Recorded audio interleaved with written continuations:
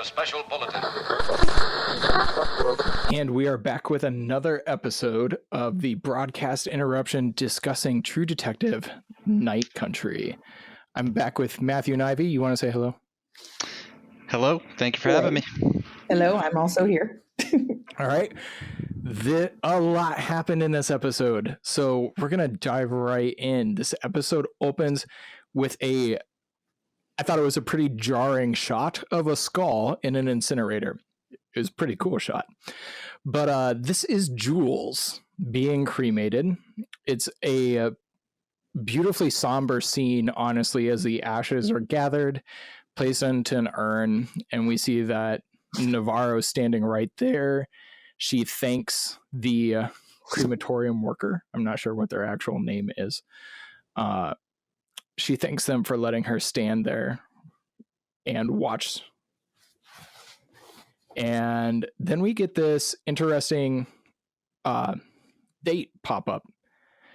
And we see that it has been almost 5 days, if I did my math correctly, since the last episode. Yep.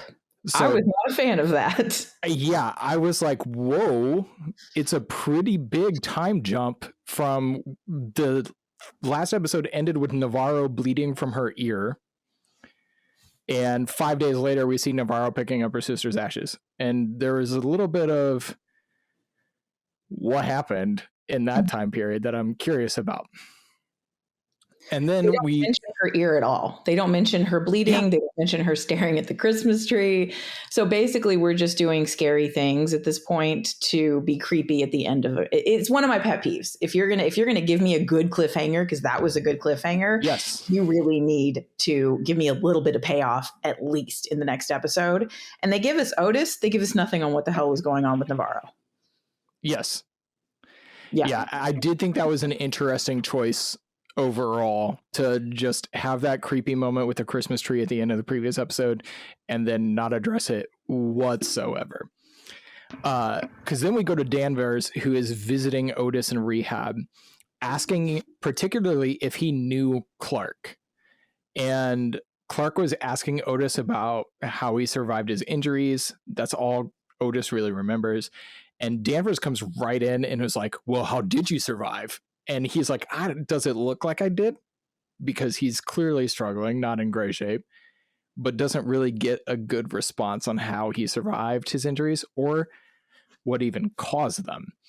Otis does remember saying that Clark went to the night country. No, he doesn't remember that. Sorry, I read my types wrong. He doesn't remember saying that Clark went to the night country, but he does remember that before Clark disappeared, he was saying, she is awake. I have to hide. She is out there. So we're going back to this. She is awake. Still no idea who she is.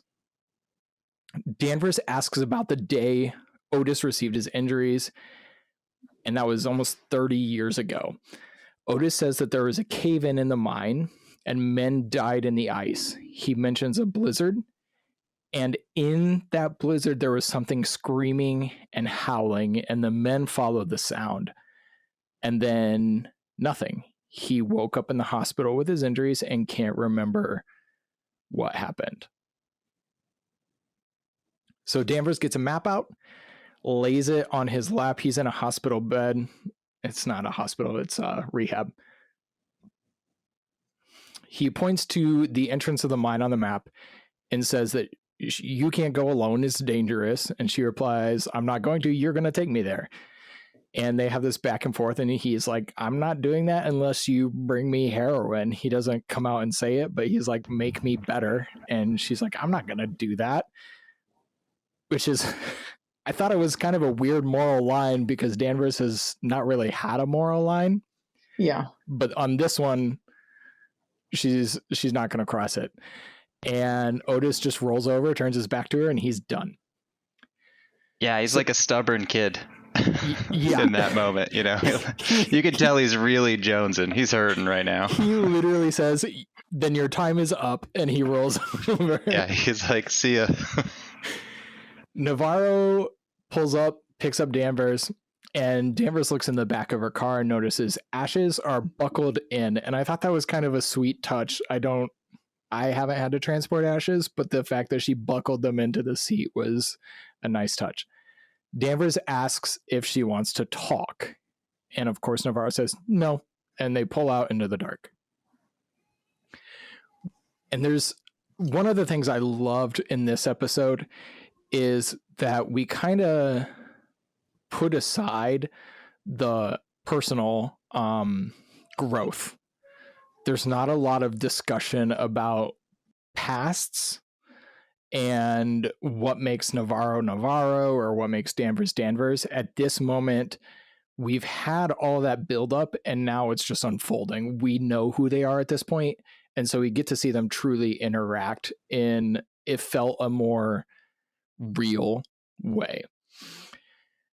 We cut to Peter's house, and he's making a bowl of cereal when his wife, Kayla, drops a packed bag on the floor. She tells him not to come back tonight, and finally, Peter has some backbone, but at the wrong person, and he yells that she can't kick him out. It's his family, too. This was hard to watch. That actress has the best faces. You can tell she's done with everything. Yeah. You can tell. She's like, it looks like she's almost trying to swallow back just spewing at all of these people. Like, you can tell. It's a horrible scene for both of them. Like, the characters, it's so sad for all of them. But, oh my goodness, her facial expressions whenever she's dealing with him or Danvers are fantastic. This was one of those scenes that I think I kind of just mentioned it. This episode does so well. We've kind of put all of these pieces in place, and now it's coming together. Something is happening with all of those pieces, and things are either falling apart or moving forward instead of just like, oh, here's another piece to that. Here's another piece to that. So if this season were a puzzle, we've got like all of the edges in, the corners are in, we're about 70% of the main part. And now it's just fitting in those last little pieces. And this episode does a nice job of bringing that puzzle much closer to completion. Mm-hmm. We cut back to Navarro, who asks how Leah is doing. Danvers says that the girlfriend has turned Leah into a crazy radical, quote. And Navarro actually defends Leah and says they aren't radicals. Their water is literally being poisoned. Like, that doesn't make them radical. It's a good point. Yes. I was like, yeah, I'm with Navarro on that one. We see Leah and her girlfriend during this conversation. They're putting black paint on their faces and they're grabbing signs, getting ready to march in a protest. Back in the car, Danvers and Navarro arrive at the entrance of the caves to see that it has been blown shut. It's covered in rubble. Navarro gets mad, storms back to the car. Of course, this is what would happen in this town. So we see Peter carrying his bag and walking. He's already at his father's house. He's walking around the corner of his father's house, and he can hear his father singing a particularly depressing song. I caught the line, "You are forever bound to lose, so what's the use?" was the main line that stood out to me. It's I don't know, it gave me Johnny Cash vibes. I got those same vibes. He sounds really good too. Yeah, he wasn't bad. Because they mentioned previously, I think it was it episode 1 or 2, where Peter says that he's never even heard his dad do any kind of musical stuff before. He just only knew that he did at one point because Peter's dad's wife had mentioned it. Oh, and so that makes this next moment where Peter just sits outside the house and listens. He doesn't let his dad know he's there. He just listens to his dad saying. It's the first time he's heard it. Yep. And it's a heartbreaking moment. This song that he's singing, "You Are Forever Bound to Lose, so what's the use?" plays over footage of the protests. We see Leah outside of the mines. Big police force. Police arrive in riot gear. And as expected in this type of setting, chaos breaks out. We go back to Peter. He's sitting outside and he decides to call his dad instead of just knock. And he asks his dad if he can stay with him. His father lies, which I thought was interesting, and says that he's working on his truck. And Peter clearly knows that's not the truth, but in that moment, his father lies and Peter is honest and tells him that Kayla thinks they need time apart. Hank seemed genuinely happy that Peter was asking to come over. We cut back to the protest, and who was the ghost? I thought it was Annie. Okay, I thought it was Annie too, but it was so quick I couldn't tell on both watches. I was like, is that Annie? But Navarro sees a ghost, and she's kind of stunned for a second, and then she gets hit over the head by an object that was thrown by Leah. Another officer starts beating Leah with his nightstick, and then this scene frustrated me so much. Leah, lying on the ground, being beat by the officer, calls out to her girlfriend, who runs away. And this bothered me so much because I don't know why this girlfriend exists. Yep. It's one of those moments that, like, so far, I don't know why she's there. She serves zero purpose. And I think Leah would have had a far more interesting journey of discovery if it was self-motivated instead of being motivated through her girlfriend. So as is, Leah's story of discovering her origins is interesting. But after this scene, I'm like, the girlfriend's pointless. She doesn't need to exist, period. But then Navarro sees that Leah is being hit by a stick. She comes in and defends Leah and tells the officer like she's just a kid, and ends up getting in a fight with this officer. We cut to Danvers, who's at the police station. She's on the phone with Connolly, who wants Danvers to come into the mining offices. After she hangs up with Connolly, Navarro calls and tells her that Leah has been arrested at the protests. In Navarro's car, Leah questions Navarro, whose side are you on?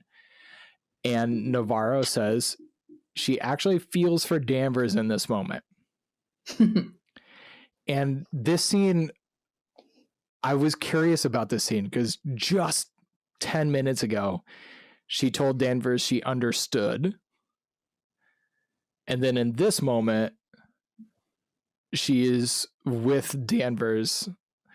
And is it just she doesn't agree with Leah's methods?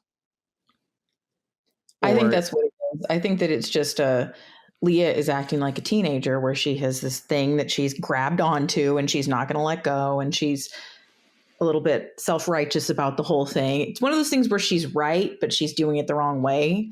Yeah. And she's too young to kind of get that through her head. And Navarro's like, oh my God, is this what having a teenager is like? I think that's a little bit like, oh, that's why I agree with her.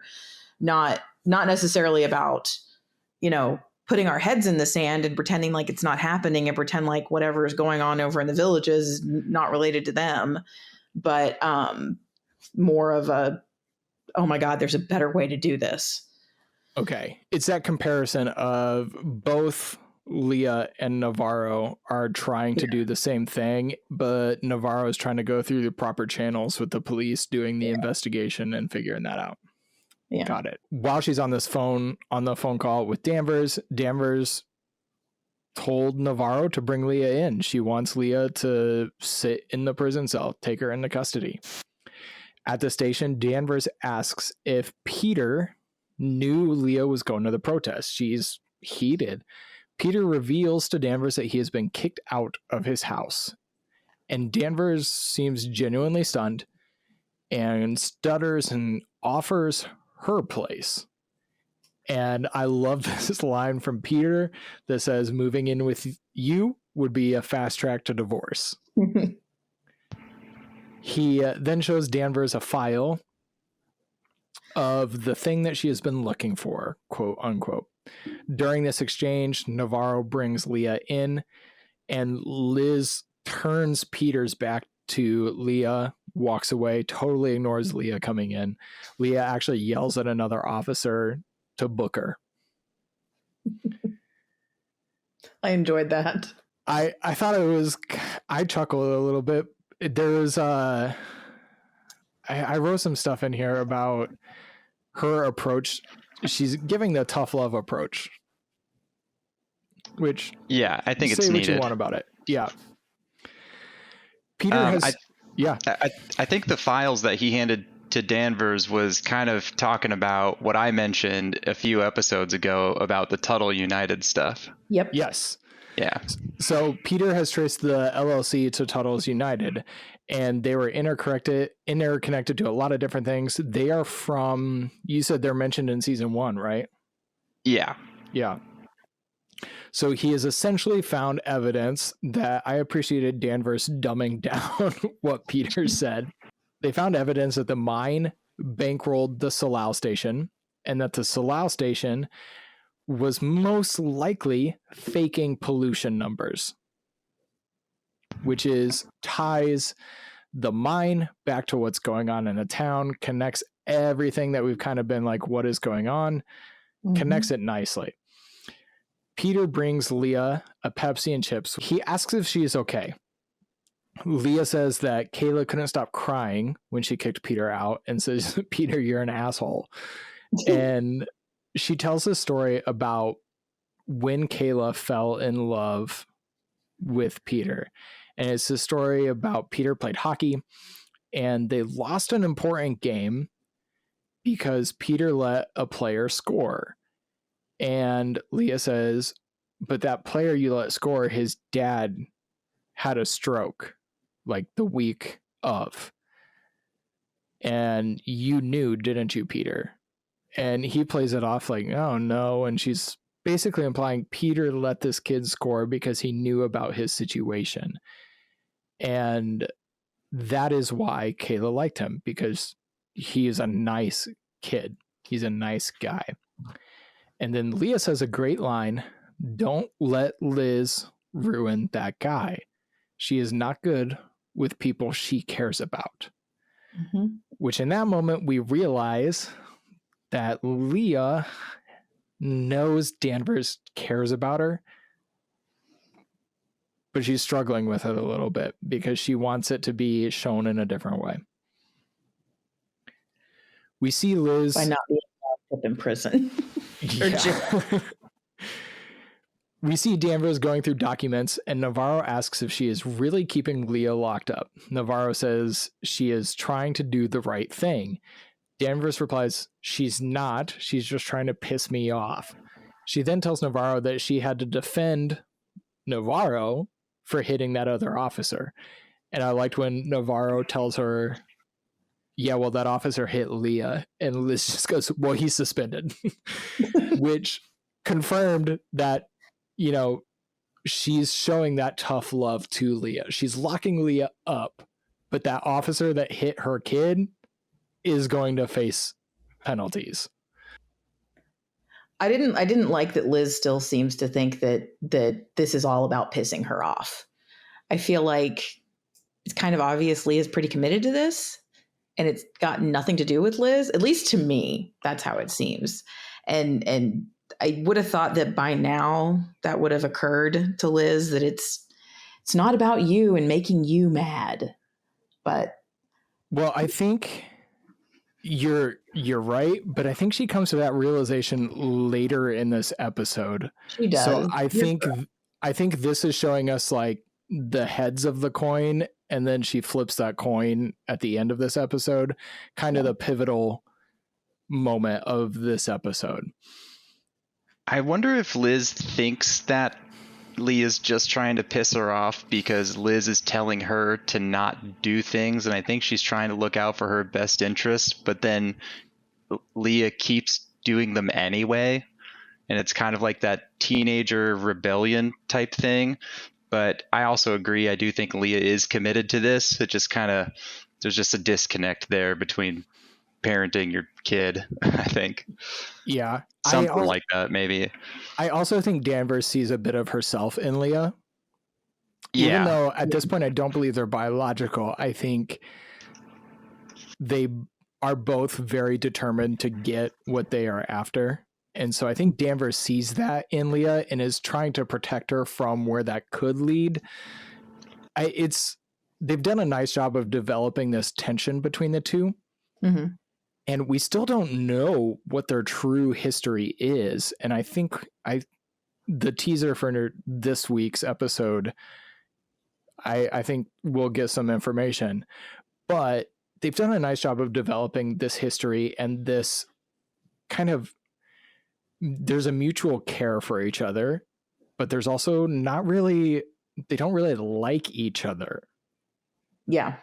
They're definitely not biological. And I think that that's why Leah told Danvers that she doesn't have to pretend anymore and that he would understand. And I think she's talking about her dad in that moment. Yeah. Like letting her off the hook, kind of. It's almost a test, though. Yes. Oh, it makes me wonder about Holden. A test. Yeah. It makes me wonder if Holden was biological or just younger. I am almost 100% positive Holden was her biological child. And then because earlier on... You think so? Yep. I have that vibe as well. Like I think that, but I feel like Leah would probably mention Holden at some point and she just doesn't, which makes me think that maybe they aren't even related. She doesn't have to. That's interesting. To me, she doesn't have to because I don't know if Leah is related to Holden, but later on whenever we'll get to it with the conversation about the stillbirths,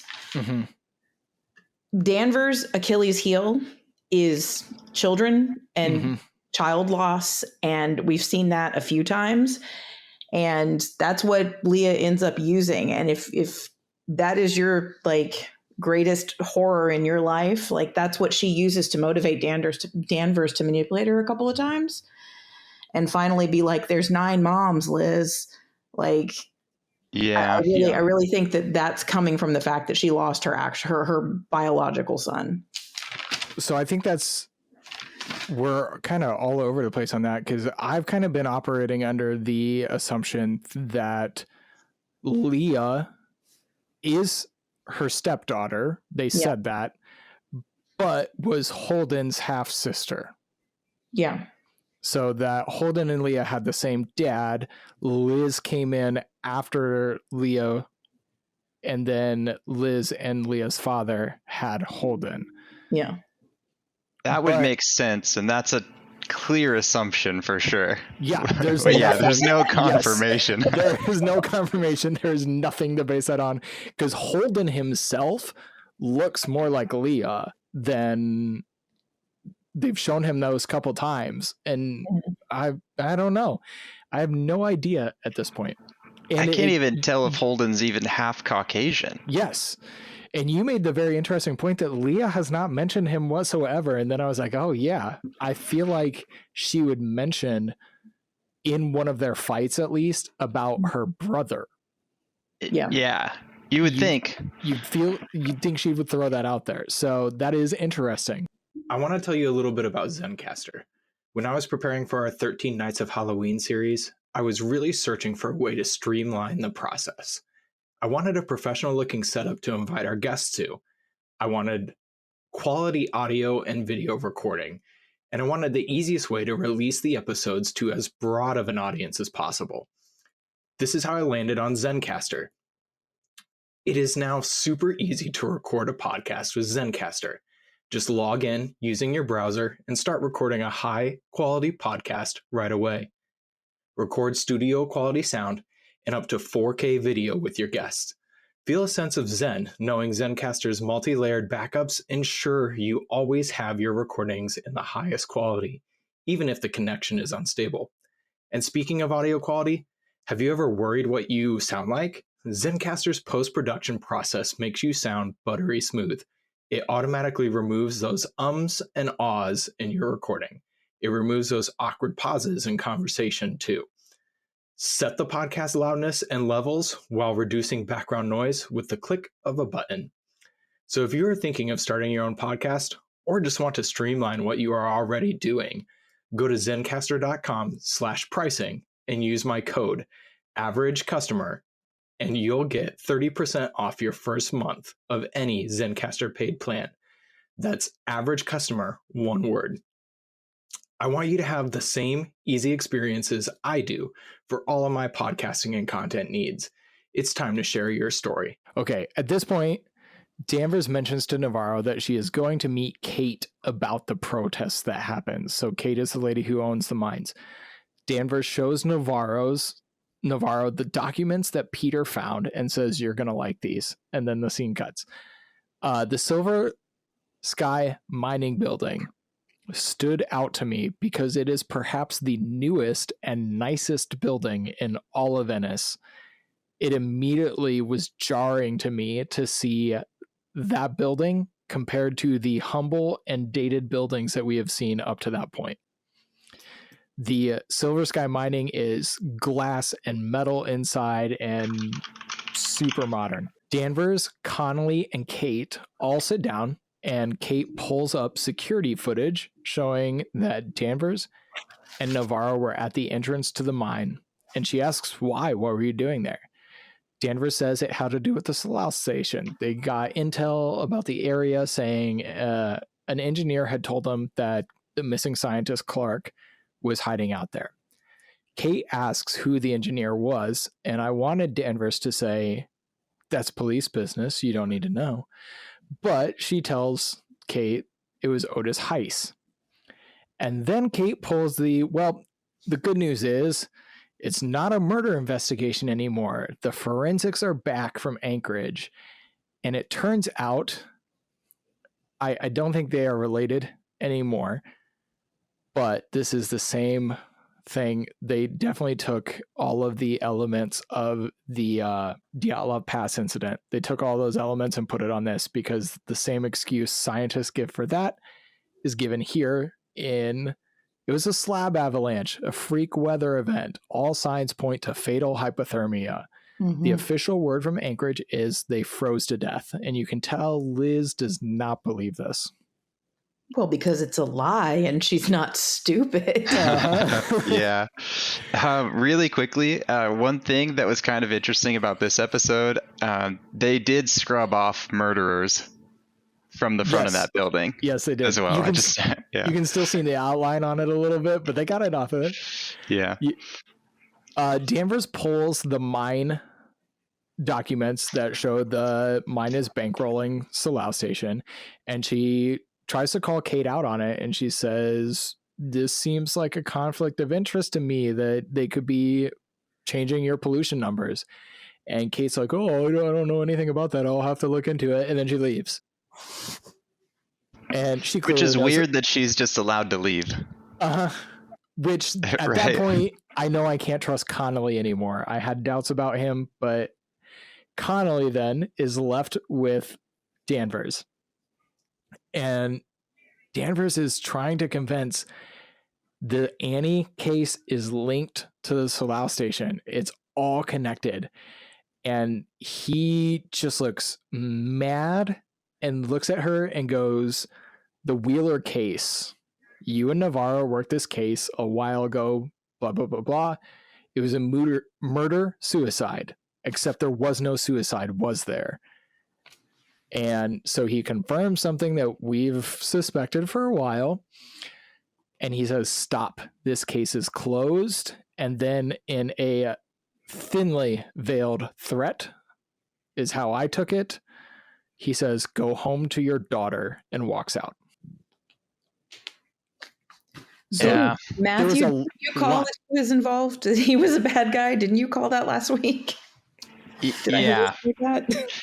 Yeah, I just think just from the other seasons and stuff, it like I kind of assumed that the Tuttle United Corporation was going to be bankrolling something here money-wise, and then we find out that they own like more than just Silver Sky. They own like property there too, and then the mine, and then also the ice skating rink. So I knew that what was her name? Kate was going to be involved somehow, and she was pissed off at Danvers, and then we find out that Danvers is sleeping with him, like the lieutenant, and I was like, yep, this is just all going to unfold nicely. Yep. There was a lot to unpack in this scene, I thought, and so we now know that people above Danvers know about the Wheeler case, and it's basically being used to threaten her right now. Which was surprising, though, right? It was. The first thing I thought was like, how does he know? Like who? Yeah, I don't know. Like, who gave that information away? Because it didn't seem like anybody had it. The structure of this episode was so good because those questions that we've had in those last couple episodes where we got 25% more information but not enough, we finally get some answers to things. But even then, it's not the 100% answer. It's like we are 98% of the way there. And the way it unfolds leads to, like you said, okay, so we now know that the Wheeler was not a suicide. We suspected it wasn't a suicide. We don't know the full event that unfolded, but we now know that he knows. How did he find out? And it just leads to this tension that builds the whole episode. But we cut then from that scene to Hank getting into who else's car but Kate's. They make small talk, which I thought was weird, like she was pretending to care about Hank. And she calls him Henry. Yes, I wrote that down because that stood out to me. Why does she call him Henry when everyone else calls him Hank? The way that she was kind of almost like talking sweetly to him, and Henry tends to be like the more formal version, so maybe she's showing she respects him a little bit more, and that kind of thing. That's exactly my feelings on Kate. So they make that small talk, and she just comes out and she says Danvers is looking for where Annie was murdered. She can't find the cave. So confirmation then Annie is connected to the caves. What's going on with all of this? What's going on potentially with Salal? But she hints that Otis could take her there and something could happen at the mines. Meaning suggestively. Something could happen. Maybe somebody slips. Yep. She said addicts get lost all the time or something like that. And I took this as her saying that she wants both Danvers and Otis to be removed from the situation, which I thought this comes in at the end, but I thought she was telling Hank in not as many words, remove both of them because Danvers is not going to stop. Otis is how you're going to make it look like an accident. So Hank says he did something for her already and she didn't keep her promise. So instantly my brain goes, Hank killed Annie. Yeah. Hank killed Annie. We knew there was something off with Hank this whole time, the way he's been dodgy about it. He says, you promised me chief of police. And she's like, yeah, I didn't know Connolly was going to bring in Danvers. There's so much political maneuvering going on. But she says they paid Hank really well. And then you flash back to what Peter said in the previous episode about sending his 90-day fiance money. And you realize that Hank has lost all that money on his fiance who didn't show up on the plane. Interesting. So, I didn't put that together. I almost mentioned it last podcast about, like, in my mind, I was thinking, like, why didn't Hank become chief to begin with? And why did Danvers get transferred in and somehow get chief? Like, I had thought about it, but then they solidified it here. Like, he was in line to get it, which then tells me that she has like some type of political pull within the police station as well. And was that because she was sleeping with Connolly? Is that her pull? I mean, that's kind of the conclusion I drew, but I don't know for sure. I was also thinking that it's kind of weird, kind of like how you touched on the way that, well, you both did, kind of how you both touched on the way that Kate talks to Hank in like this almost like a pet kind of way. Mm-hmm. Like he's been groomed by something that's outside of like the usual hierarchy that could be like the government or I don't know, something corporate. Like there's something else there for sure. Yeah. I was just putting together, like, we talked about how at the end of last episode, Hank was kind of in this down, about as low as you can go spot when his fiance didn't show up. And this is when she said they paid him off and they paid him well. And talking about the chief of police, this is when you realize this is why he hates Danvers and was difficult to work with. So that puts that into place. But also that there were just a couple lines about, I think in the second episode, he was texting his fiance and she was like, oh, my mom needs another treatment. And he says, I'll send you some money. And then Peter asks last episode, did you send money? And he brushes over it. So he's lost everything, his finances, his potential love, and his son. So this was a big scene, and it's like 2 minutes long. Yeah. She again hints Otis could get lost. You do this, and chief of police is yours. He gets out of the car and stands in the cold, and you can tell, like, the weight of what I just said, that's just hanging on him. We cut to Navarro doing laundry. There was a weird ghost thing here that I did not care for. It grossed me out because I don't like hair.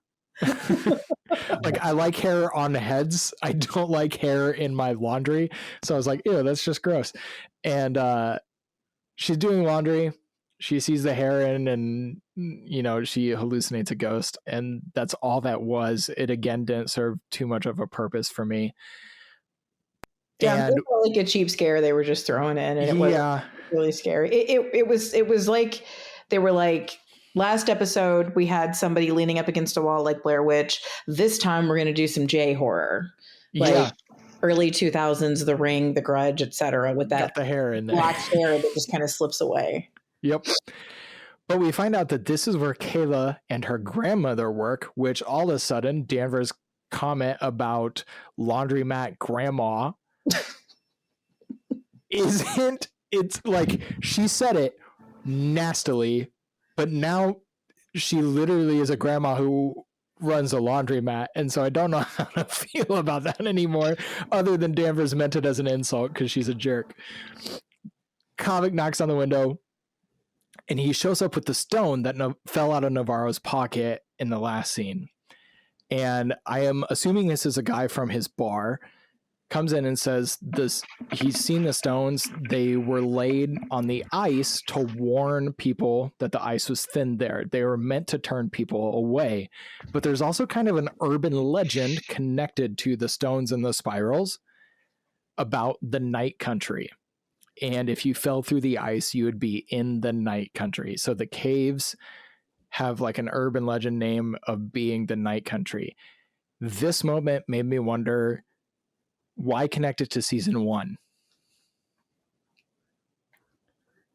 Why That's a good question. I wonder if there was like some symbolism here around the stone and like where the caves are, where the thin ice is, and then because he says something like those were left as like don't go any further than this kind of a thing. So I don't know. There's definitely like some symbolism there for sure. I don't know if you also notice in this scene, I think the person who walks in behind him, like into the store, is the girl who works at the factory in the first episode. Oh, I didn't catch that. Yeah. I don't know. I don't know how she plays into it, but I assumed she has like some part of the story. She's been in a few different episodes. I don't know why she keeps getting screen time, but yeah, could be a coincidence. I'm not sure. So Navarro walks in to show Danvers how to get in the caves. She's hyped up. She thinks she has the answers, or she has a way to get the answers. And Danvers tells Navarro that the case is done. It's over. And she's like, they got the forensics back. It was a freak weather incident. Navarro will not back down. She is passionate that she can do this. And then Danvers just stands up straighter and goes, he knows about Wheeler. And Navarro sits down. Like, that was heavy enough that Navarro had to sit. But she eventually realizes she doesn't care. The solving the Annie case is more important than whatever. And this was the moment that I realized I think Navarro shot him, because she doesn't care what's going to happen to her as long as she solves Annie's case. I always thought she shot him. Okay. Last episode had me thinking she did. The one before that, I know I was like, Danvers did it, but this has changed my mind. Danvers wants her to stop to protect her. Navarro is driven by a sense of justice. And it ends with a pretty powerful, Navarro says, you carry her now, like I did all this time. You carry Annie every day. You are leaving her alone in that cave in the dark.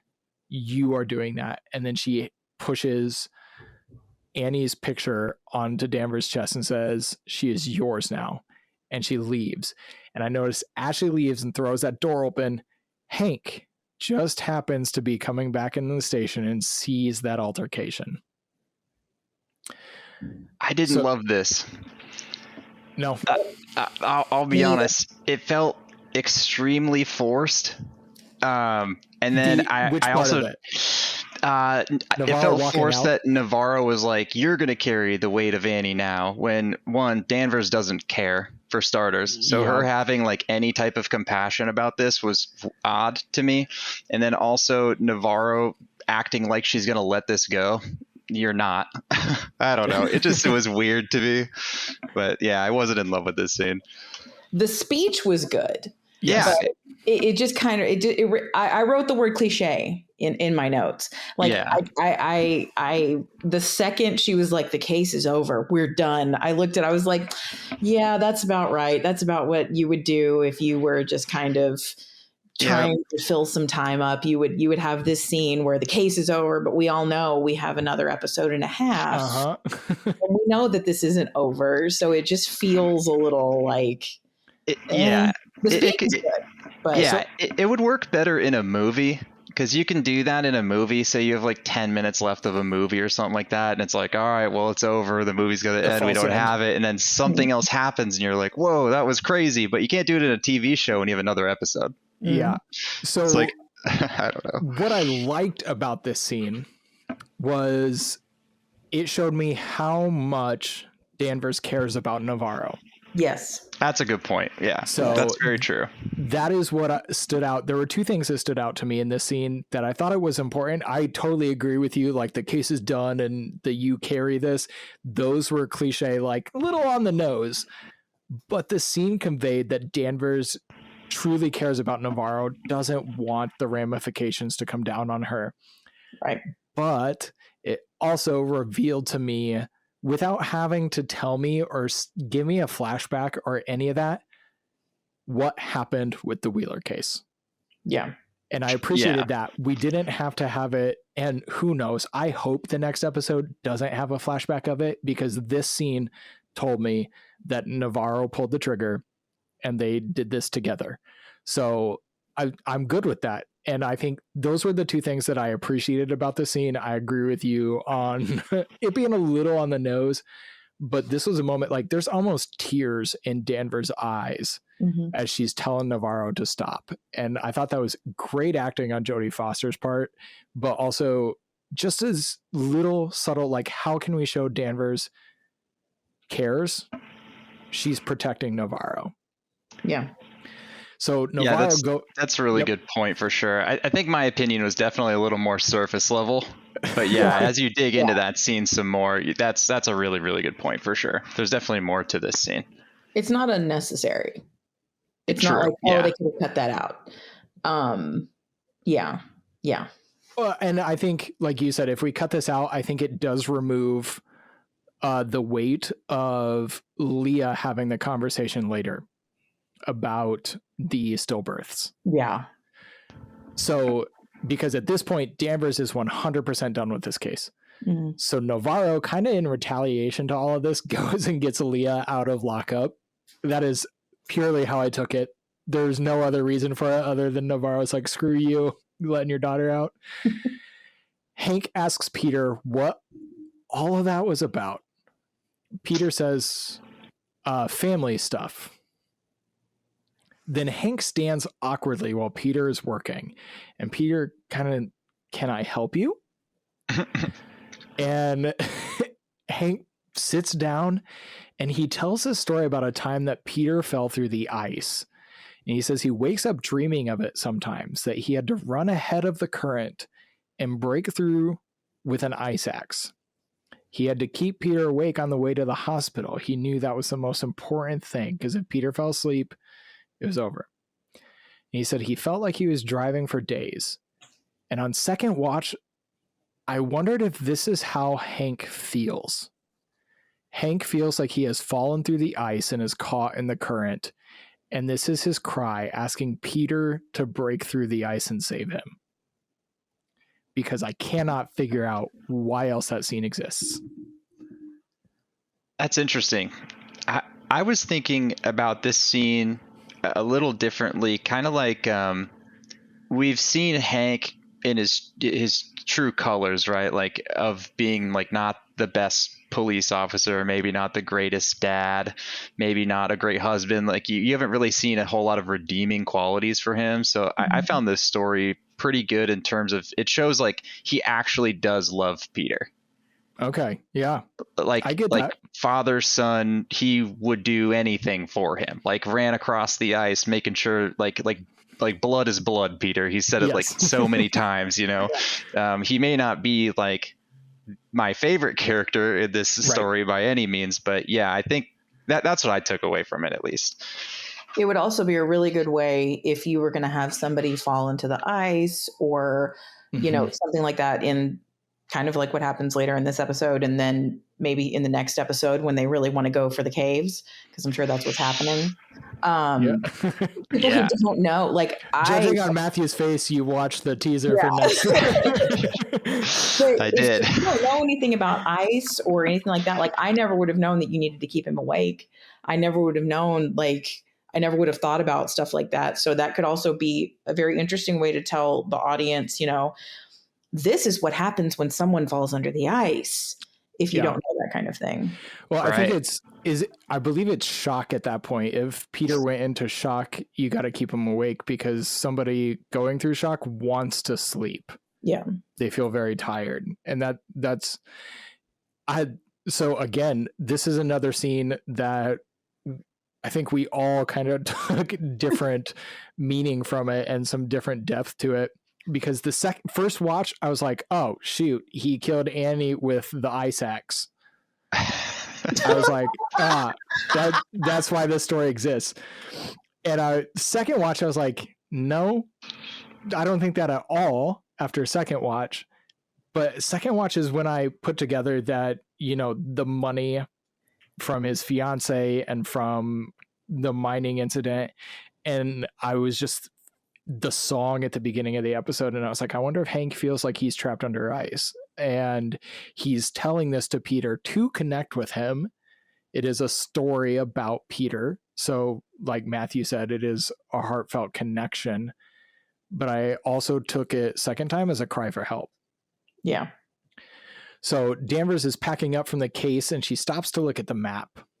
We cut to Navarro holding ashes while Rose is breaking through the ice. And I was kind of like, Navarro, you jerk. Why don't you get down there and break the ice? You're making this old lady Rose be the one who smashes through thick ice, but okay. Rose says she's going to stay close. The weather's bad. She doesn't want to lose sight of Navarro. Navarro pours her sister's ashes into the ocean because this is where you wanted to be, she says. She stands up and hears her voice whispered in the dark from the ocean. She walks out onto the ice and then flashes back to the battlefield that we've seen in previous episodes very briefly. Then she realizes she's walking out on the ice cracks, and we see how to save somebody from falling in the ice. So a connection to the previous scene that I didn't put together till Ivy said you might need to, which I never thought about laying down on cracked ice, and I was like, oh yeah, that would definitely spread your weight out over a wider surface. I was like, that's smart. Okay. Oh, that's why. I didn't know why it worked. Less dense. Yep. So lay down, spread your weight out, and then pull slowly across the ice. And both Rose and Navarro are laying down. And then Rose asks, what were you doing walking into the sea like that? I called for you. And Navarro heard her call, but out from the ocean, and it sounded different. So that's just touching. Again, it was a very brief scene touching on that idea of the spirits calling Navarro to die, basically. Danvers shows up to Peter's house, but she's there to talk to Leah. Kayla doesn't let her in at first, kind of standoffish, but then submits. Leah tells her Leah's taking a bath, and Danvers just walks right in and Leah tells her not everything is about you. In this moment, Danvers is genuinely concerned about Leah's safety. So going back to that mining incident, Leah reminds her that everything Annie fought for before she was murdered is still happening. And this is where Leah tells Danvers about the stillbirths. So she asks Liz, do you know how many babies died? I think, was it this month or this week? Something. She said this month. Okay, this month. And Danvers says she knew about the one. And Leah says 9. She tells her 9 babies have died this month. That's an outrageous number for such a small community.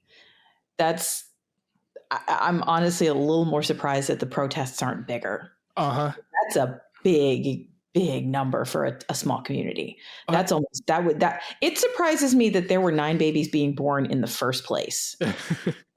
In that small community. Well, it feels, I mean, it must be bigger than it looks. Yeah. Or whatever. But that's a terrifying number. Well, and you see that number sink in Liz's brain. So this is where that conversation with Navarro about like this case is over. And then this moment with Leah is when Danvers is like, it can't be. This is bigger. Leah knows how to talk to her. She says, not everything is about you. She knows how Danvers thinks. She knows Danvers is self-centered. She knows all of that. And then she says, she doesn't say that's 9 babies, Liz. She says, that's 9 moms, Liz. She's hitting her where it hurts. Right there. Drive it in home. And that's the thing that finally makes her click. That's how I saw it. Like that was it right there. I agree. It was a very nice scene. Again, I think this episode does a nice job of, it keeps things pretty concise. It takes all this back information that we've had over the last 4 episodes, and then it just takes it to a point and drives it home in this episode, driving to that climax. But Danvers leans forward and asks Leah, I just want you to be home for New Year's. And as she leaves, Leah says, Liz, I haven't given up on you.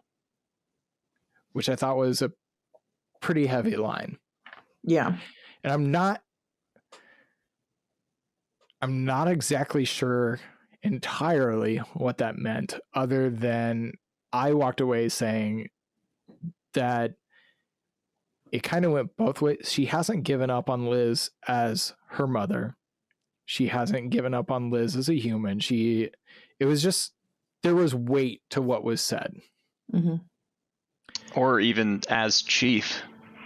Yeah. To like not sweep it under the rug, to like actually do something, maybe. I didn't even connect that Navarro and Leah could have had a conversation in the car on the way home, and that she was saying, do your job as a police officer. That's another good one.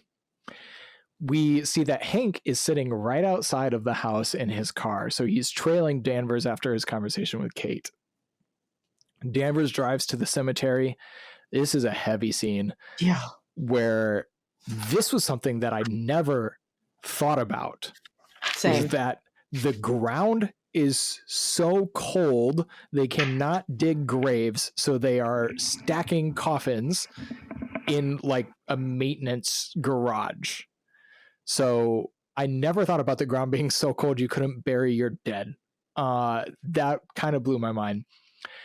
And the guy walks in and shows her this garage full of coffins with a number of small baby coffins, simple wooden. And she pulls, I think the date was, she pulls a card down from one of them and it says born 12/3/23, died 12/3/23. And this was, everything falls into place for Danvers. She goes back to the station. Danvers goes right to evidence, pulls, they don't show us, but we know it's heroin. She pulls heroin out of the evidence. And as she's walking out, Hank sees her.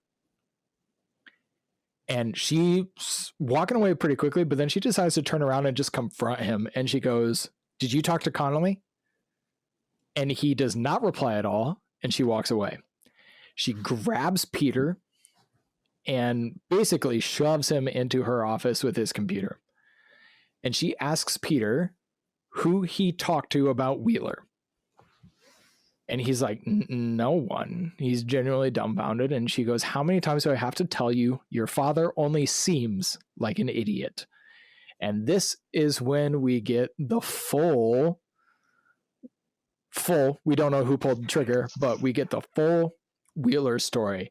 And she sets this up and like, "Ask the questions, Peter," and tells him multiple times, wrong question. And he asks a couple of the good ones. He asks, "Do you know how many times you visited the Wheeler household on domestic abuse calls?" And she says, "I don't know, 2 or 3. And then he goes, 10 times in the course of just a couple months. They were out there dealing with this. And a couple more wrong questions. And then he finally asks, "Did you know that Wheeler was left-handed?" And boom. His gunshot was on the right side of his head. So they eventually go through and they find out that Peter reveals that all of the photos in the file had been flipped except for her high school yearbook photo. And she had a birthmark above her eye that it was on the left side. It was on the left side. And then in all of the photos from the crime scenes, it was on the right. So Navarro and Danvers had covered their tracks by flipping all of the evidence photos to make it appear as if Wheeler was right-handed when he was left the whole time. So that is how Peter figured out that it was not a suicide. And I can feel like exactly, like I can feel Navarro being hot over the whole thing and not thinking and killing him just to get it done. And then Danvers having to go clean it up and doing the flipping and that kind of thing. That's what I thought too, because even when Danvers tells Peter why Danvers and Navarro have such issues, she even says that Navarro doesn't like her because of the way that she handled the Wheeler case. Mm-hmm. Which makes me think that maybe Navarro would have come clean and then Danvers covered it up. That makes sense. Yeah. Something like that. I don't know. For sure. That would clean up Navarro's story, because to this point, Navarro's about the only one that has a moral compass that is quote unquote pure. Danvers is a mess. Peter's good. But the biggest mark on Navarro is that she most likely killed Wheeler. And so the fact that she probably wanted to come clean and Danvers covered that would fit with Navarro's character, I think. I wonder. It's been established. The color of scene we see later. What? I said that might color a scene we see later. Oh yeah. I kind of wonder if maybe say that is true, and then Danvers covered that up. Like, I wonder if she kind of spiraled out around that time, which kind of caused like all of her previous history and bad actions, which may have caused something that we don't know yet. And then maybe we'll find out in the next episode that the moral compass really was with Danvers and not Navarro, because Navarro is a murderer, right? I don't know, something like that, like a switch or something. Are you still on your theory that Danvers was drunk driving and caused an accident? Nah, not me. Mm-mm. I think they've been consistently like, she really does just piss off every single person she comes along with. Like every single person, she's just pissed off over and over again with little bitty things, and the cheating with husbands and just her general demeanor. I think it's totally believable that they just can't stand her, and it's for that reason. Okay. I'm still curious. I still think she could have caused an accident. Yeah. She was drunk driving in the last episode, so I have no idea. Yeah. I'm still not. I still think it's a possibility. I still think that could be the way it goes. In this scene, finally, Peter asks, and the way he asks it, he says, "Did you and Navarro shoot Wheeler and make it look like a suicide?" And Danvers says, "As smart as you are, you need to learn to stop asking questions." And at this point, she says, "You can't stay at Hank's. You can't trust him. He hacked into his computer. And this is how he found out about the Wheeler case and passed that on to Connolly. It's not explained like that. It's nicely done. It wasn't necessarily, it's one of those, I don't consider it hand holding because they didn't lay it out for us. They just stated all the facts that we needed to put that together ourselves. That Peter's password for his computer was easily guessable. Yeah. And with Peter staying with his dad, he had opportunity. Yeah, this made that one line that Danvers said to Peter a little bit earlier about his dad hit so much harder too, when she said, "Your dad only seems like an idiot." Mm-hmm. Like he plays dumb. He's actually really smart. Yep. So she says that there is a shack behind her house. Peter can stay there. They don't even have to see each other, but he can't trust his dad. The trust between Peter and Hank is completely broken because as Danvers leaves, Hank is outside in the station and he kind of asks, what was that all about? Being nosy again. And Peter tells his dad, get away. And Hank approaches him and tries to put his hand on his shoulder, and Peter smacks his hand away and gives him a pretty intense look. And it cuts. I was hoping he would have hit him. Because he did the same thing that Peter did to him, right? When he took the files. And he's like, blood is blood, Peter. And he just smacks him. And he's like, don't steal from me. And then he just turns around and did the same thing. It's like, I guess blood is blood, Dad. Apple doesn't fall far from the tree. Yeah. We get next. It's a small scene. And I love the scene again of Kavik and Navarro. But we just see Kavik laying in bed. I also love the way she chose to shoot this. The whole time we're just focused on Kavik in the bed and we hear noises in the background, and then over his body in the back we see Navarro come in and she just gets ready for bed and she crawls into bed. The whole time we're looking at Kavik. This is happening in the background, kind of out of focus. And she lays down next to him, scoots up real close, and it looks like he's about to speak. And she just reaches over and covers his mouth and just shows that at this moment, she doesn't need to talk. She needs companionship. She needs him next to her. And he understands this and just grabs her arm and lets her be Big Spoon. And it's a sweet moment again. And this particular scene it makes me want a happy ending for them that I don't think we're going to get. Peter arrives at Danvers' shack, makes himself cozy, and it's literally a shed with a heater. We I don't then know see what he was thinking. Like, how is he going to live in? he goes in there, it's plywood and boxes on the shelf and like a folding chair. He's like, yeah, this is good. And you can see his breath. So Yeah. it's cold too. It's clearly cold. Danvers sneaks Otis out of rehab, and he is reluctant until she shows him that she actually has the heroin. She refuses to give it over to him in the car, waits till we get to her house, and then she gives him everything he needs to go get high in the bathroom after he shows her the spot on the map that they need to go to. She calls Navarro as Otis goes to get high. She calls Navarro to meet her at her place. Kavik tells Navarro to come back after that call. She gets ready to leave, and he says, just come back. And she says nothing. And this is when I was like, oh, we're not getting that happy ending. And then he repeats it, and he says, come back. And she says nothing and leaves. While on the way, this was another one of the ghost scenes in this episode did not do it for me.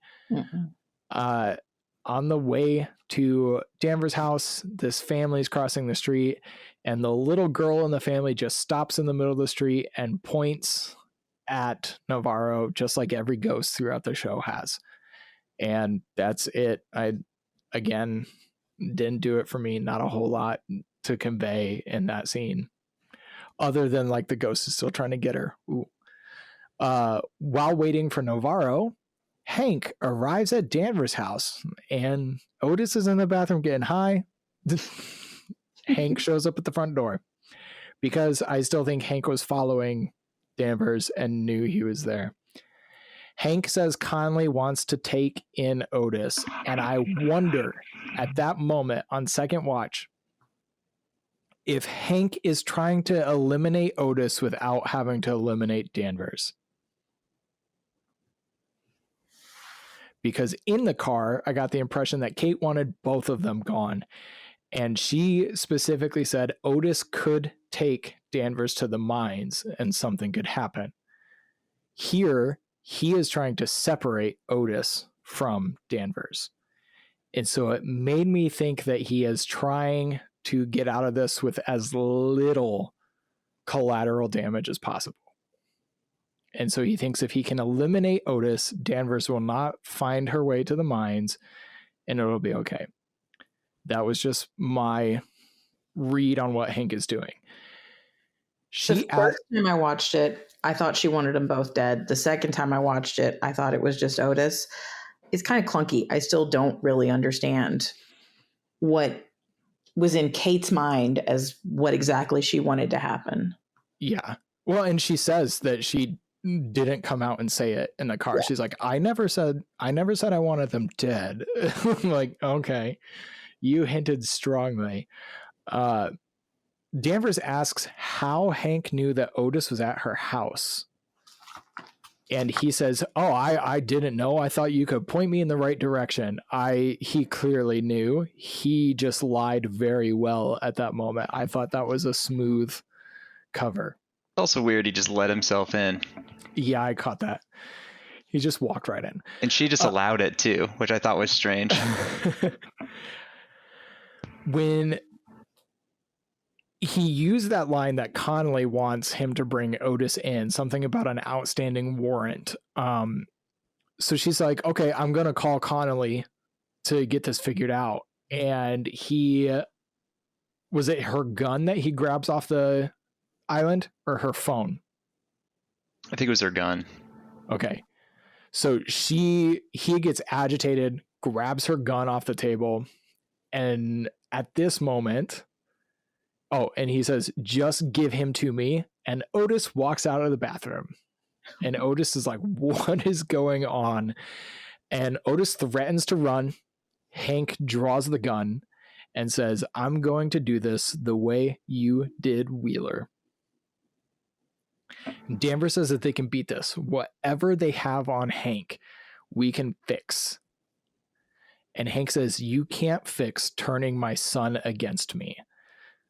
And so for me, that was the last straw. We've talked about financials, love life, everything. Losing his son in that previous scene, last straw. Otis decides to make a move and Hank fires. It looks like it hits him in the shoulder. It doesn't kill Otis. He's laying on the ground, making noise, still trying to crawl for the door. And Hank fires again.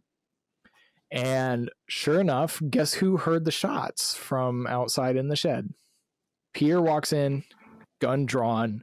His father standing there with his gun pointed at Otis. And Hank tries to get Peter back on his side. He tries to do sweet talking. Help me. I need to get him to was it the hospital or a station? He's trying to convince his son to join him. And when that's not working, he says, "You should know something. I didn't kill Annie. I just moved her body." And then he says, "Blood is blood." And he starts to raise the gun on Danvers, and Peters fires on his own father, killing him pretty effectively. Didn't see that coming. I did. Yeah. I thought Peter was going to die this whole time. I thought Peter was going to be the one. I thought Peter was going to die. Yeah. Because what gave you guys that impression? I'm just curious. The way they set him up in the previous 3 episodes, just like he's always trying to prove himself, do the right thing, and he continually feels like he's failing. I thought it was going to be a kind of tragic. He was going to try to do the right thing and end up getting killed in the process. Like he just continued to fall short, kind of. Yes. I see. He's a nice guy and you don't want to see him die. Yeah. True. The audience would be upset. Just the way I thought Kavik was also going to die. The 2 nicest guys in the show. Yeah. Well, there's still another episode, so. Exactly. Yeah, that's true. And I thought this scene, I thought it was very well done. The tension in this scene was very thick. How far out did you see this coming? I think as soon as I saw Otis get shot once, I was like, okay, Peter's in the back. He's in the shed. Okay. He's going to come in.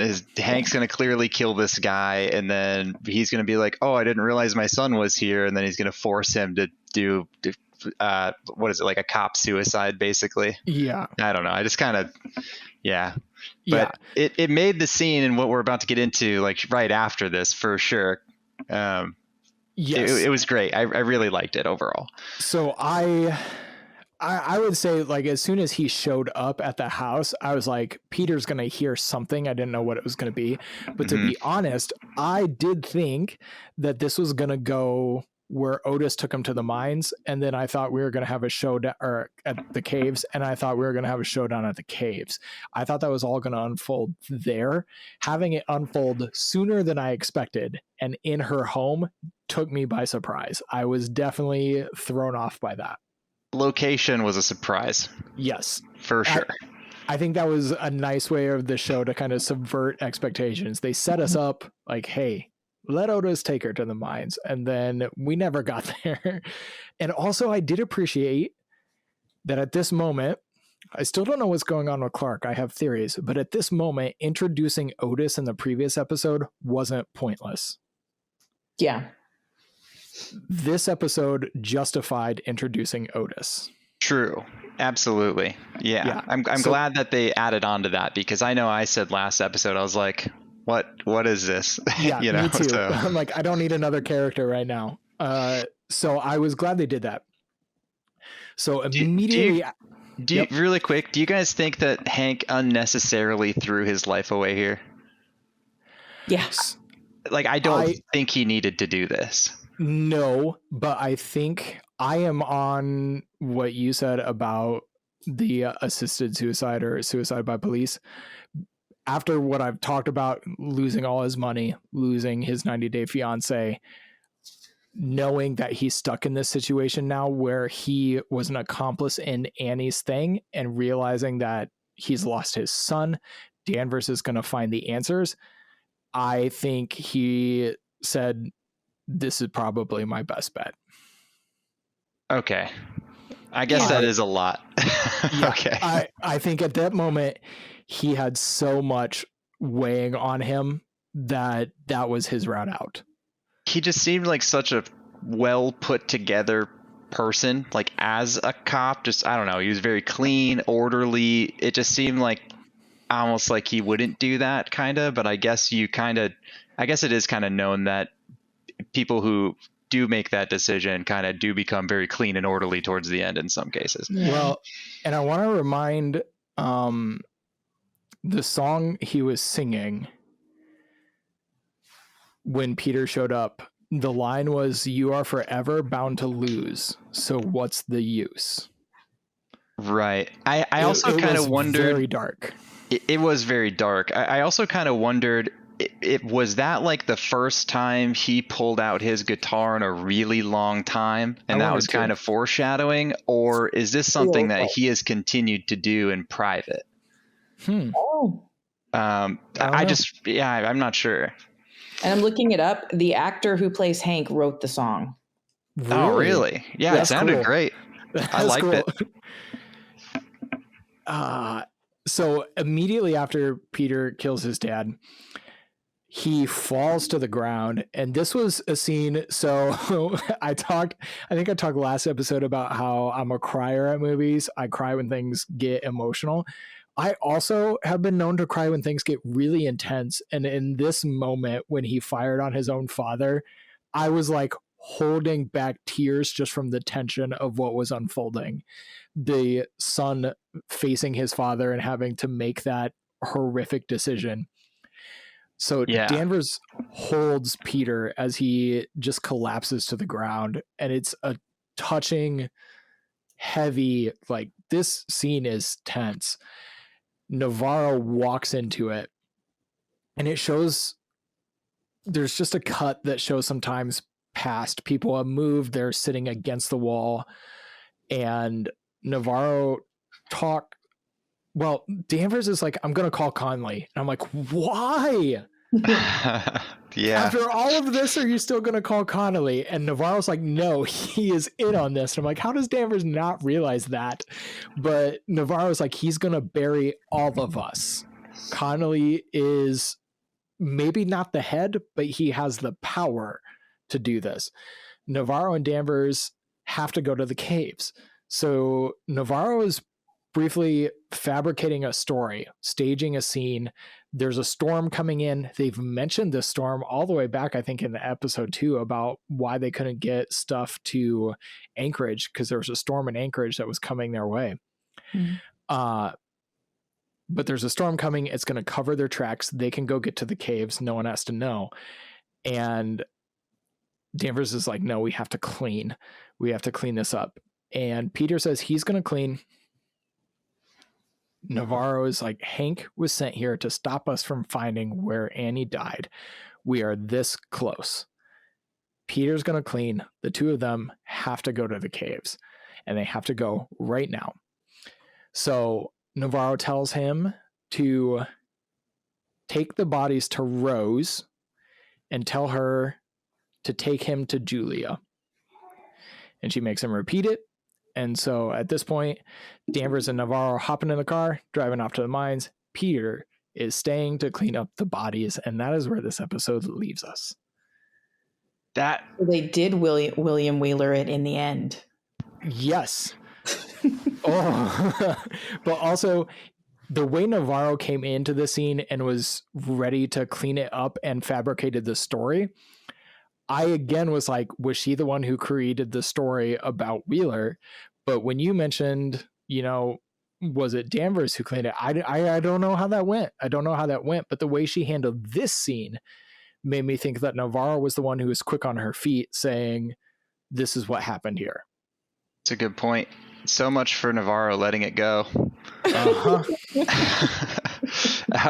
The scene with Danvers and Peter, when Danvers is conflicted of leaving Peter to clean up his own father, was my favorite part of this series so far. Yeah. Because you could tell Danvers was like clearly conflicted. Like she knew from like a police standpoint, her knowledge around what needs to happen has to happen, but her as like a human being was like, I don't know if I can leave him alone to do this, because you don't know what's going to happen, right? No son should have to clean his father's brain off the wall. Yeah. Especially after he put it there. Yes. No, Yeah. this was a heavy. In that moment, I wondered. I don't know how true it is, but I just wondered if she cared about Peter more than she cares about Leah. And I don't think that's the case. But I watched this and I was like, I think Leah needs to see that kind of care from Danvers. Mm-hmm. I couldn't help but see the way she comforted Peter and thought that she has not comforted Leah this entire season. And that's what Leah is waiting for. Leah's waiting for that softer touch from Danvers. So basically all Leah has to do is kill someone. Oh, yeah, right. This was great episode. What do we think? So I have some thoughts about the next episode. Let's hear it. Should I go first on this? Sure. Okay. Here are my thoughts, and I'm stretching on this. I don't think we're going to get everything solved in this season. I don't think the ties to season 1 are an accident. And I don't think they're going to explain it this season. I think we're going to find out what happened to Annie this season. And that's it. I think there's going to be a bigger mystery left at the end about the Salal station, what killed those guys, and what connects that spiral to season 1 and to here. It would not entirely surprise me if Woody Harrelson, or I'm spacing on his name, Matthew McConaughey, showed up in this final episode. It would not surprise me. But I don't think it would show up to solve everything. I think it would show up to be like, we heard you've seen this spiral before. And it would be a tease for season 5. There's no evidence to support what I'm saying, other than the fact that we have connected this season heavily to season 1 with throwing in Matthew McConaughey's character's father being in this episode. And he was connected to what happened to the scientist, not to what happened to Annie, even though it is connected. Their deaths were very different. So I think we're going to find out what happened to Annie in those caves. I think we're going to find out what is in those caves. I'm not sure that that is going to answer what exactly happened to the Salal guys, because they were not in the caves. So I still think there's a little bit of something mystical, paranormal that's going to be in those caves.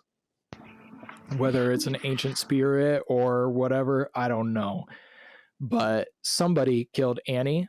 That person's going to be very real. What's in those caves, I think, is going to be the paranormal, mystical side of it.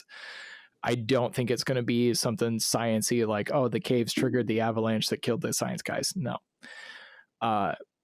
Also, there is a little bit of wishful thinking that we could get Matthew McConaughey in here and kind of connect some stuff. I think that would be sweet.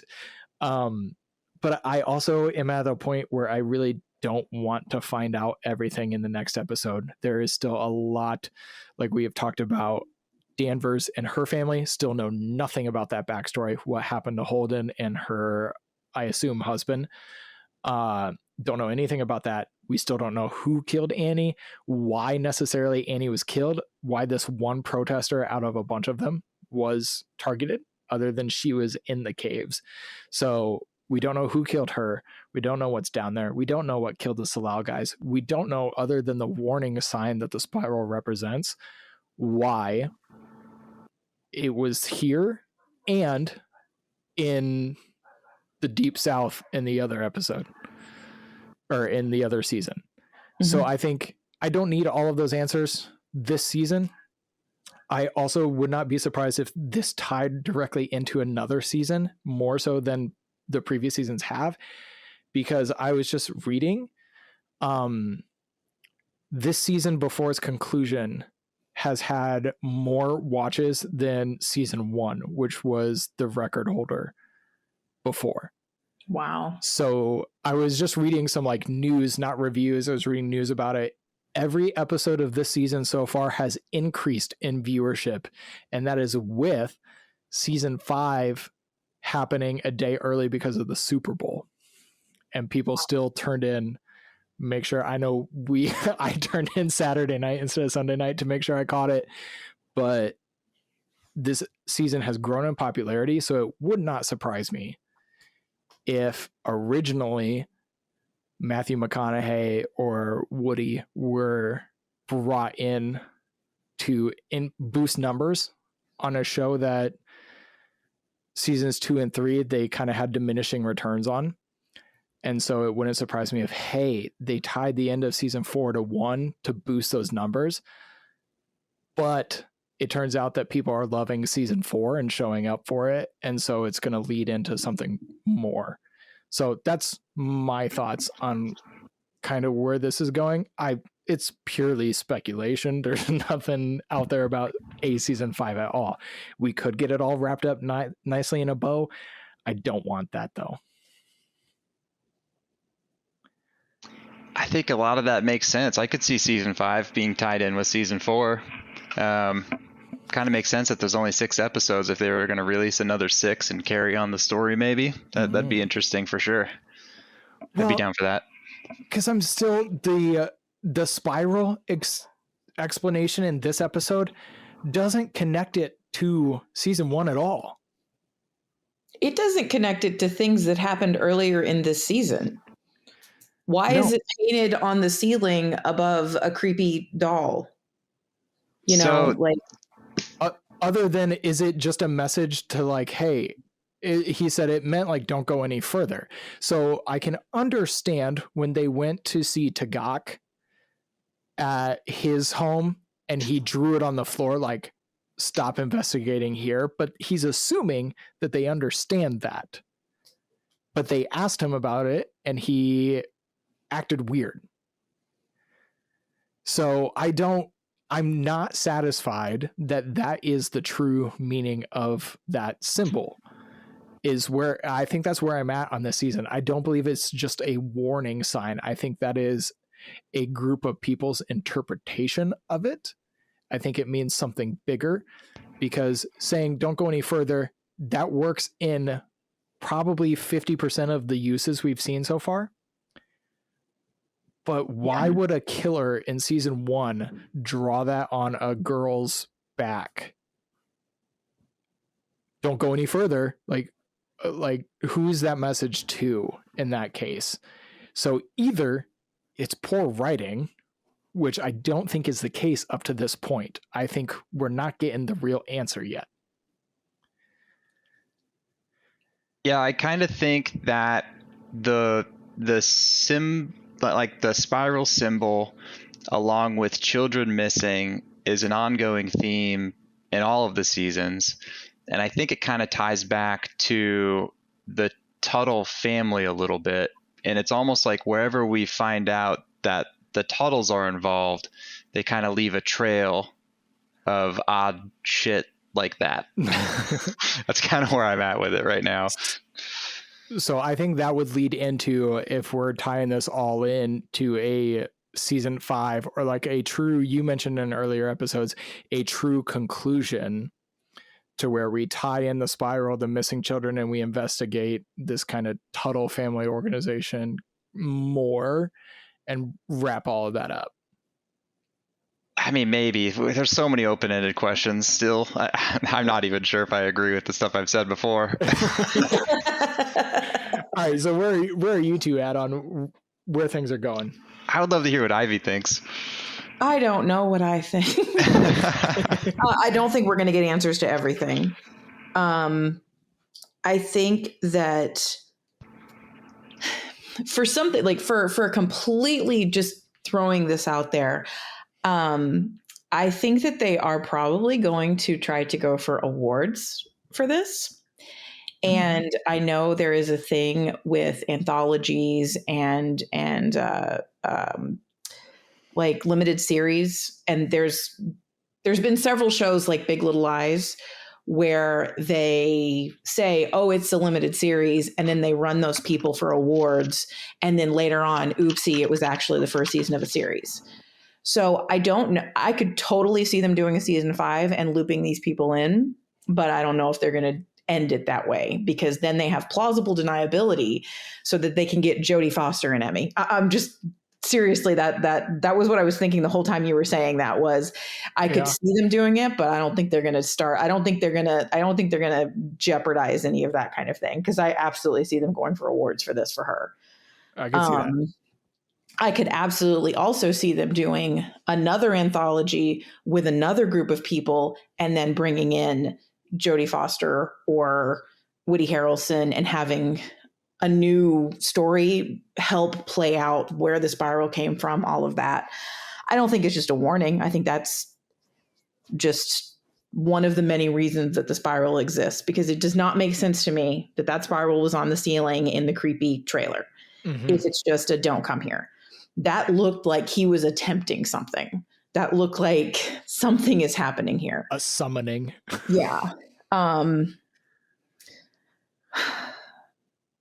I think we're going to find out what's in the cave, and I think we're going to find out. I'm sticking with the brainworms thing. I think there's something in the cave, and that the Slaw guys tapped into the same thing and released whatever it was, and it made everybody crazy. I don't think that that's supernatural. I think the supernatural is completely stuck with Navarro. I don't think that her seeing her dead mom and oranges rolling around is tied to what's going on with the Salal guys and what killed them. I would agree. But who knows? Agree with that. Yeah. But who knows? They surprised me a couple of times in this episode, and I'm looking forward to more surprises. I can say that. Definitely. Oh, and I did enjoy the creepy cover of Save Tonight by Eagle Eye Cherry over the That was really good. Yeah, I like that too. The music so far has been really great. Yes. Yes. All right, so you're wrapping us up, Matthew. All right. Yeah, so I'm kind of interested to see what happens in episode 6, like everybody else, obviously. I don't know if I have any like ideas about how this is going to conclude. I still kind of stand by that we're going to find a reason for why all of this stuff was brought into the show. I'm kind of leaning towards maybe Navarro has like schizophrenia or something, because I still just don't understand why the supernatural aspect is like even a part of the show, because it's True Detective. It's a little bit of a stretch for me, so I'm hoping there's an explanation. I definitely felt that with this episode. This episode was shoehorning it in. I do think that we now understand what the Night Country is, and it's the caves, right? It's a thing that's gonna like take you forever and nobody's going to know where you went, kind of a thing. And I'm excited that we're going to get introduced to that, I'm assuming, in the next episode, because one thing that I notice is with Hank choosing to give his life in that moment, he may have thought that he was like tying up a loose end, and then nothing could like go any further. But what he didn't know is that Otis had already given Danvers the location of the cave. Very true. Right? Because maybe he wouldn't have done that if he knew that she knew where to go next. Yeah. So that's kind of interesting, I thought. But yeah, I'm excited to just see what's going to go on with the caves. I don't really know what's going to happen. So that's all I got. All right. Well, we're going to find out in just a couple hours, because this episode will be out Sunday morning. So we will find out tonight how this all wraps up. And I'm still a little bit nervous on if they're going to stick the landing. That's why I feel like I'm going to be happiest if they don't explain everything. If they leave some of that mystery out there, I will feel better about the ending than I don't like nice pretty bows. I've said that almost every episode. So that's where I'm at for this episode. We had quite a bit to say about this episode. We went about a half hour longer than normal. So thanks for sticking with us. Ivy and Matthew, thank you for joining me. Thank you. Thank you. And we'll be back next week with the conclusion to True Detective Night Country. Gentlemen, thank you very much. And now we return you to our regular scheduled program in progress.